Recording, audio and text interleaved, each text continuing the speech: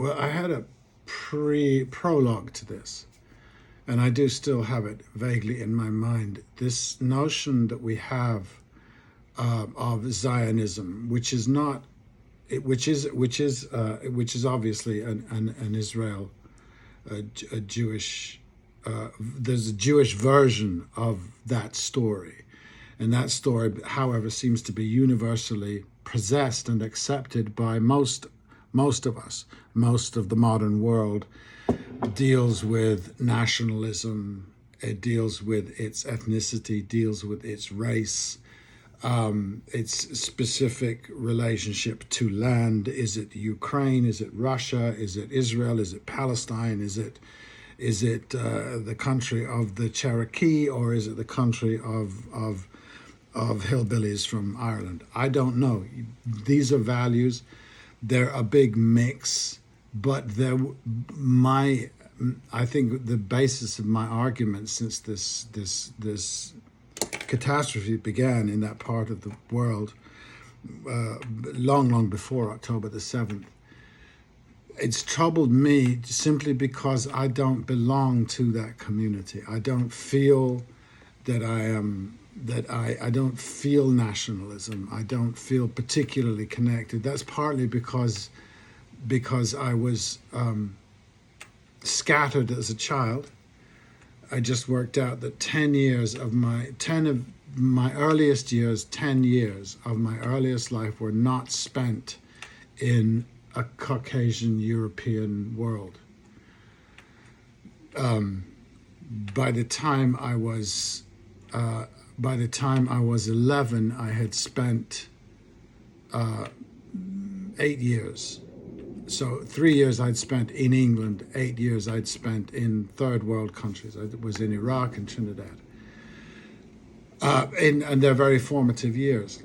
And then, of course, is what we do with all of that, what we do with that information, how we adapt to those cultures. And then do we find, and some people did who had a similar past, they found themselves clinging rather firmly to Englishism or wherever they originally came from. They found a security in that. For some reason, I didn't. So this concept of nationhood, racial identity, tribalism of a sort, there's an intense tribalism which is very small. You know, it's like there were Celtic tribes who were as different from the Celtic tribe 2 miles through the forest as they were from Australians. You know what I mean? I mean, they had different languages, they had different belief systems and things like that. So we looked at the world in that way. I've never understood personally why we don't find that tribe useful. The tribe that says, no, you will spend your time here. You will spend until a certain age here or a certain development here, and then you might go forth. You might go and encounter, marry into, become a part of another tribe, or you might become a lone wolf or whatever it is, which is essentially what I've done. I think, I haven't adhered to anything. Shakespeare does not mean to me what it means to the British. It means something entirely different to me. I'm damn lucky. The levels of my luck are worth several volumes on its own. Anyway, that's my prelude. Another dip into defense, capital D, of Western civilization.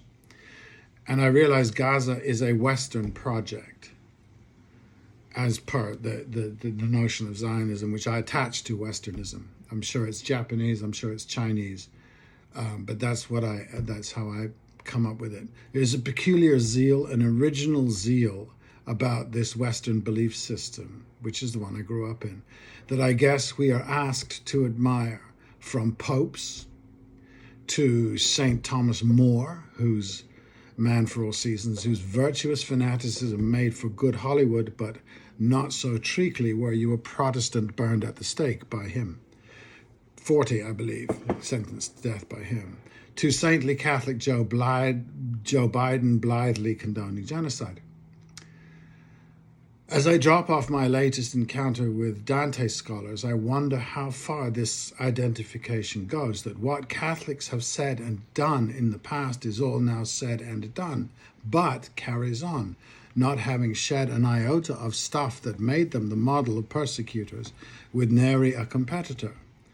Like Western apologists, well, we made some mistakes, but not capable of acknowledging that the doctrine and bigotries that made those mistakes so large is entirely intact, remains intact, and at work in the leadership these people pursue so zealously. It has been and remains the great chasm of reason in the endless scholarship and crew of scholars defending the legacy of Jesus, that it is better than all the rest. We create a universal peace-desiring Jesus, put martyrs in the Colosseum, and forget Constantine painted crosses on shields, believing his new God would help him destroy his enemies.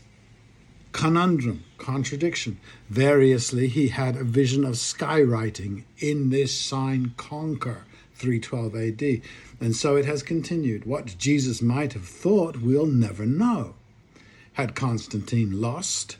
Might we have been spared this butchering religion of peace? Historians say nay.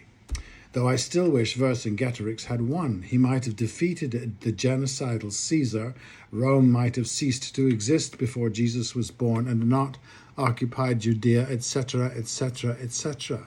In my life, 70, I have lived in the West, impervious to her charms, but always fascinated by her immense insecurity, protesting too much about her superiority, as if life would not be livable if one wasn't superior, and the fact acknowledged by the rest.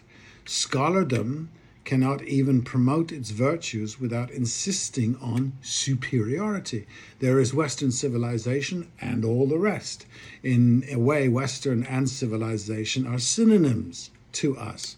My opposition is not Eastern. I do not have an alternative. I just don't like this one on almost every level possible. Here, though, specifically upon this bank and shoal of time, its hypocrisy is just disgusting when it isn't laughable. To the chorus of "What about Islam?" I have to say that as another dreary monotheism with a single guy god, the best I can say of it is that at least it at least acknowledges the validity of the other two. The Arab conquests might have ended up colonial, except they didn't by definition, and Christian Spain spoke Spanish and stayed Christian. They were second-class, but not exterminated, translated, and converted like the peoples of the Americas. It might be true that had the Americas been miraculously Muslim, the conquerors might have second-classed where they exterminated, but only might. See the Crusades. Read Urban II's speeches. Hypocrisy is not really my whole reason, as I said. The essential joylessness and vaunted condescension we call tolerance of Christianity is what keeps me out of its gloomy buildings and authoritarian essence. Even the hybrid African version of the Northern European grimness, bringing music and ecstasy, maintains the essential nasty. Hitchens suggested that MLK came into a great irreligious movement, revolutionary, anti-capitalist tradition that floated his Christian interpolation, and it is amazing how few almighty commandments are in his speeches. He didn't read the "there will always be poor" bit, or understood it for what it was, and promoted fair wages for a fair day's work, at least that shocking modernism.